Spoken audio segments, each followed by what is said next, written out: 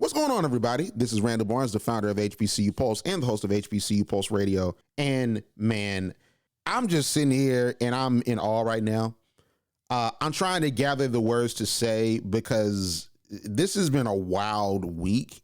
And I want to just say it has not been a week yet because Sunday has not come around. It's still, as I'm recording this, Saturday, January the 21st. But Ed Reed is out as Bethune-Cookman's head coach. According to a statement that he released, he said that after weeks of negotiations, he had been informed that the university won't be ratifying his contract and won't make good on the agreement that they had in principle, which had provisions and resources best needed to support student athletes. He did an Instagram Live where he talked about him leaving Bethune-Cookman University and saying that he essentially was leaving because Bethune-Cookman didn't want him telling the truth. And also he directly called out Reggie Theus, saying that you can't be an administrator and a basketball coach. Now, I guess people, don't know this because I didn't say it on the original video. I actually sort of agree. I think that Reggie Theus needs to make a choice. I think that he needs to either be the basketball coach or be the administrator. I actually agree with Ed Reed on that. I mean, to be 100% honest with you, I think you can't do both. But I'm just conflicted at this whole entire experience that didn't even last a month. And I'm going to try my best to make sense of it all, even though I know that it's not going to make sense to a lot of people. I know it's going to be hard for y'all to hear because Ed Reed is a Hall of Fame football player. But Ed Reed was wrong. I said it last week and I will say it again. Just because he's a celebrity, it doesn't adjudicate him from being wrong. He hopped on Instagram Live and cursed out people for going against what he was saying about Bethune-Cookman. He rode around the campus, on their campus, smoking a cigar, showing buildings that he said had trash in it. He showed other areas of the campus saying it's trash. He should leave. But he's not going to leave. He's going to stay. And y'all didn't think that this was coming? I said it was. Now, do I think that they should have fired him? I was teetering on it. I was thinking about it after I did my video. I think I probably would have had a really good conversation with him if I was Reggie Theus, which clearly I'm not. But I would have had a conversation with him and said, listen, Ed, I understand your passion for this situation, but you have to understand that as a head coach, you have to move differently because your words have power. We hired you to help us turn around Bethune-Cookman University and bring this football program back to prominence. You're not helping out by trashing the institution that you're not really even working for. So I probably would have had that conversation with him. We would have done some things, would have released a statement. We probably would have did a little bit of a press conference, and then we would have moved forward. But he was wrong, and I don't blame Bethune-Cookman for doing what they did. And I don't understand how situations can't be nuanced. I just don't understand how me saying that Ed Reed was wrong for what he did resolve issues that go on HBCU campuses and folks that act in bad faith on HBCU campuses. I don't understand how me disagreeing with how Ed Reed went about highlighting issues that he deemed were important and me not liking that and me going against the way that he did it makes me brainwashed thinking that HBCUs can't be held to account. I think that when it comes to HBCU life, especially from folks that are outsiders that did not go to HBCUs, that did not work at HBCUs, that have no sensitivity and love and understanding for the plight of our institutions, they y'all leave any level of objectivity out the door. One of my favorite phrases to say is two things can be true. Yes, maybe Ed Reed's office could have been cleaned, but do you think that maybe a conversation could have been had behind the scenes where that could have been handled? Yes, Bethune-Cookman and other HBCUs do have issues that need to be addressed, but the way that you address it is important because the image of HBCUs is always under attack. HBCUs are under attack by so many forces. But people don't want to talk about that because they want to swear up and down, HBCU alumni don't hold their institutions to account. On HBCU Pulse, we just covered students at Delaware State University that held their campus police department to account for not correctly handling sexual assault cases on campus. I didn't see the Ed Reed folks retweeting that, but maybe I wasn't looking. Maybe they did. The folks that's like, oh, HBCUs, y'all are brainwashed. Y'all don't hold y'all folks accountable. Did y'all talk about that? Did y'all talk about the students that speak out about what goes on at their HBCUs all the time?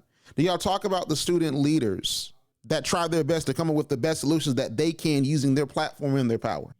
Do y'all talk about the student leaders that do the best that they can to use their platform and their power as elected or appointed student leaders to help and assist their institutions? Do you talk about the activists on campus and the leaders on campus that hold the folks in power at HBCUs accountable for their actions? Do we talk about that? Or do you just assume that because HBCU folks did not agree with how Deion Sanders did a few things at Jackson State, and because we disagree with how Ed Reed handled this situation, that we're making excuses for HBCUs? What excuse needs to be made? I'm just confused here because I like to find some level of understanding, but I don't think understanding can be had here. I honestly believe that no matter what side of the issue a celebrity is on, people are going to find the benefit of the doubt in that celebrity. I don't understand why people believe that Ed Reed was so enlightened that he had some level of understanding of issues that regular, everyday folks, quote unquote regular, don't have. Ed Reed was spotlighting issues that weren't addressed before. Y'all are giving him that credit? Ed Reed saying that all HBCUs need help when clearly he wasn't that educated on the sector? Y'all are going to give him that?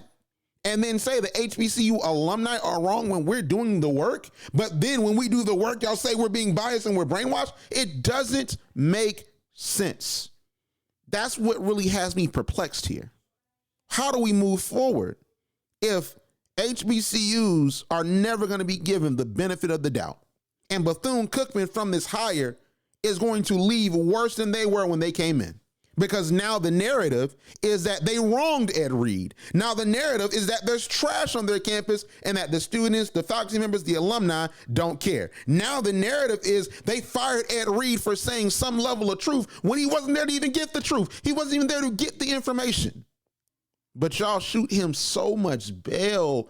And it's like, man, like at the expense of folks that have been doing this, at the expense of folks that cover HBCUs, at the expense of folks that support their HBCUs, and then your answer to folks when you're criticizing from outside of our club, outside of our community, how much do you do for your HBCUs? Are you for real? You have all these issues with what's going on, but no solutions on how to fix it. Ed Reed had all this smoke about trash on campus, but not one time, even in his Instagram Live, did he mention that Bethune-Cookman University went through 2 natural disasters. But we're going to show him love. We're just wrong. We're expected to be cool with him desecrating the campus. We're supposed to be cool with him showing areas that were hit and that were destroyed when clearly Bethune-Cookman is rebuilding. That's what I'm supposed to do? I don't understand y'all. And I think the problem is I'm trying to understand things that inherently are ignorant. HBCUs have issues, but those issues oftentimes are being confronted. If they're not confronted, there is a movement, and I can say this as the owner of HBCU Pulse, where there are students and alumni that reach out and say, hey, could you please amplify this? Can you please give this attention? Because this doesn't need to get swept under the rug. Because that happens. But to say that there is not a sector of students and alumni and supporters that hold HBCUs to account is wrong. Ed Reed is gone from Bethune-Cookman, and maybe that's a good thing. But this might age terribly, but I don't know if he's going to get another job as a coach. Because do we really believe here that there are universities that saw the Ed Reed experience in under a month and are going to hop at the opportunity to say, let me hire Ed Reed, when you're speaking without an understanding of issues, when you're cursing folks out on social media, when we're trying to rebuild the image of a university? when you still won't back down, even when you weren't brought on as the coach, you still swear up and down that you're the savior, you're the person that's given the truth. And even in the Instagram live video that we have on HBCU Pulse, you're saying, oh man, I'm the man, I was here to make a change, and we started a movement in under a month? That's my problem. Ed Reed was not done wrong, because if Ed Reed never did what he did on Sunday, we wouldn't be having this conversation. We wouldn't be posting about it. We wouldn't be talking about it. But Ed Reed moved off emotion, and he didn't think through what he was doing, because he honestly thought he was better than Bethune-Cookman. He thought he was better than a lot of HBCU alumni. He felt that he was more enlightened than folks that had been there at Bethune-Cookman for years. And when he says that, oh, well, I've done more than folks that's been at Bethune-Cookman for years, well, Reggie Theus himself has only been there for 2 years. Reggie Theus came on in the summer of 2021 as the athletic director. And I'm pretty sure he brought on some new people under his regime. So who are you talking about? It was almost like he was talking about somebody that's been an athletic director for like 15 years and nothing's changed. That's a new athletic director. That's a celebrity too. Like that's the part I just really don't understand. What I understand though is that folks are not going to look at it from my vantage point if they don't come in with some level of understanding, because I understand where they're coming from, but they're not going to understand my viewpoint because they just swear I'm brainwashed and that I'm going to absolve HBCUs of their issues. But this is the reason why I have repeatedly in the past few weeks, and with my Randall's Thoughts that I did on HBCU Pulse Radio on SiriusXM, we have to stop the worshiping of celebrities at HBCUs. And it does happen. And this is a summation of the problem, because celebrities have this platform. People look at them as, hey, like they're doing charity when they come to HBCUs. They don't understand the power of their voice. And they feel as if because I'm a celebrity, because I was a great football player, a Hall of Fame football player, I was this basketball player, I was so on and so forth, that I'm more enlightened than the rest of you that have been here. Y'all need to bow to me. And that's the problem. But y'all will never see it from our vantage point, because y'all are going to give these celebrities the benefit of the doubt. And maybe it's time that either A, we stop bringing these celebrities to HBCUs that push us back and just make everything worse instead of making it better, or we better vet these celebrity hires, and maybe they'll have the sensitivity that Eddie George has, where Eddie George got a lot of acclaim because he was able to intelligently speak on the issues that are plaguing Tennessee State because they weren't afforded adequate funding. And he was able to articulately speak to what Tennessee State is doing to improve the football program, talking about a facility that they're going to build for the football program. Maybe we can find some more Ed Reeds. Maybe we can find some more people that can speak truth to power and make changes, but also they can understand the changes and understand the power of their voice and understand that, man, like, you doing all this extra stuff is hurting more than it's helping. But I know that for a lot of y'all, I'm speaking to folks that are never going to understand, because you're always going to see HBCU alumni as wrong and then gaslight us to make us think that we're the problem for going against something that is not factual. And there's some of y'all that just believe up and down that HBCUs are inferior. What I realized this week is that I can't change your perspective on that.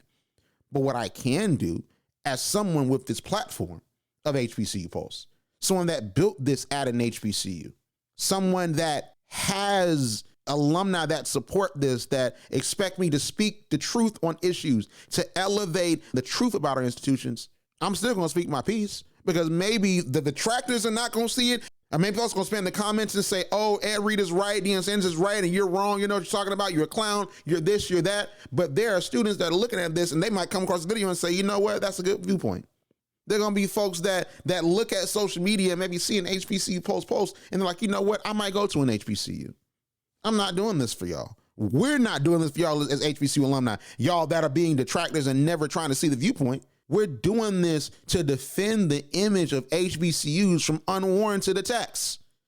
And who are you to say that change is not happening when you only come around when problems persist? And not even regular, normal problems, When a celebrity says HBCUs are bad, you're there saying, yep, high school facilities, Deion Sanders was right, money mismanagement. But you don't know the full story. But you decide to run with misinformation. You decide to run with half the information instead of holistically understanding the story. And I'll venture as far as to say that's the problem with what's going on in our political discourse in every sector of America right now. We don't have enough information and we move uninformed, but we have to be better. And I think that Bethune-Cookman is going to be good. They're going to be better after this. Although we have to really make sure Bethune-Cookman is uplifted after this. And Ed Reed's going to do what he does. We'll see what happens with him. But overall, HBCUs are not an albatross. HBCUs aren't the slums. One HBCU experience and what one HBCU is going through isn't the summation of all 100 plus HBCUs. And we are working and fighting for funding. We are working and fighting to clean up our campuses, although Ed Reed, I guess, doesn't see that. We're working and fighting to make things right at our institutions, and we hold folks in power to account, just like those amazing student leaders at Delaware State University. More of that happens on other campuses. Those conversations happen at conferences around the nation. The conversations of how we can improve our HBCUs happen all the time on social media. It happens on our campuses, in the student center, in the SGA office, and everywhere on the yard. It happens. Just because Ed Reed said something, or Deion Sanders says something, or Mo Williams says something, doesn't mean that they're the first people to bring that issue to light. And the moment that the folks that are detractors of HBCUs understand that, we'll be moving to a better place. But I don't think they ever will. But nevertheless, that is it for me. Make sure to follow HBCU Pulse on Instagram and TikTok, at HBCU Pulse on Twitter and TikTok, the HBCU Pulse. Make sure to check out HBCU Pulse Radio on SiriusXM channel 142, HBCU, every Friday at 5 p.m. And of course, we have the replay that happens next day on Apple Podcasts, Spotify, and iHeartRadio. Just search HBCU Pulse Radio, and also HBC League Pass Plus channel 201. That's HBCU Pulse TV. And of course, we have everything here on YouTube as well. Like I said, make sure to subscribe. But outside of that, thank you so much for tuning in. And as always, we'll see you on the other side.